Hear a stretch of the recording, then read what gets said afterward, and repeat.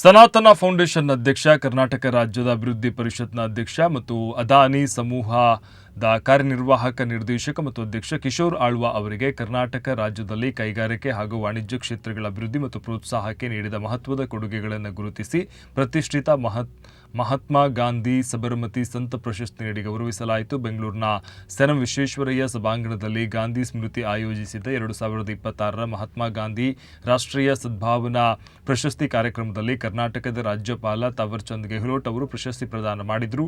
ಕೈಗಾರಿಕಾ ಬೆಳವಣಿಗೆಯನ್ನು ಉತ್ತೇಜಿಸುವಲ್ಲಿ, ವಾಣಿಜ್ಯ ಮತ್ತು ಮೂಲಸೌಕರ್ಯ ಉಪಕ್ರಮಗಳನ್ನು ಬಲಪಡಿಸುವಲ್ಲಿ, ಹೂಡಿಕೆ ಅವಕಾಶಗಳನ್ನು ಉತ್ತೇಜಿಸುವಲ್ಲಿ ಮತ್ತು ವಿವಿಧ ಅಭಿವೃದ್ಧಿ ಉಪಕ್ರಮಗಳು ಮತ್ತು ಪಾಲುದಾರರ ತೊಡಗಿಸಿಕೊಳ್ಳುವಿಕೆಗಳ ಮೂಲಕ ಕರ್ನಾಟಕದ ಸಾಮಾಜಿಕ ಆರ್ಥಿಕ ಪ್ರಗತಿಗೆ ಕೊಡುಗೆ ನೀಡುವಲ್ಲಿ ಕಿಶೋರ್ ಆಳ್ವಾ ಅವರ ಸಮರ್ಪಿತ ಪ್ರಯತ್ನಗಳನ್ನು ಈ ಪ್ರಶಸ್ತಿ ಗೌರವಿಸುತ್ತೆ. ಈ ಸಂದರ್ಭ ವಿಧಾನ ಪರಿಷತ್ ಸದಸ್ಯ ಪ್ರತಾಪ್ ಸಿಂಹ ನಾಯ್ಕ್, ಕರ್ನಾಟಕ ಸರ್ಕಾರದ ಮಾಜಿ ಸಚಿವ ಪ್ರಮೋದ್ ಮಧ್ವರಾಜ್, ಸಮಾಜ ಕಲ್ಯಾಣ ಇಲಾಖೆ ಡಾಕ್ಟರ್ ಬಿ.ಆರ್. ಅಂಬೇಡ್ಕರ್, ಅಭಿವೃದ್ಧಿ ನಿಗಮ ನಿಯಮಿತದ ಅಧ್ಯಕ್ಷ ಸಂಪತ್ ರಾಜ್ ಸೇರಿದಂತೆ ಹಲವಾರು ಗಣ್ಯರು ಉಪಸ್ಥಿತರಿದ್ದರು.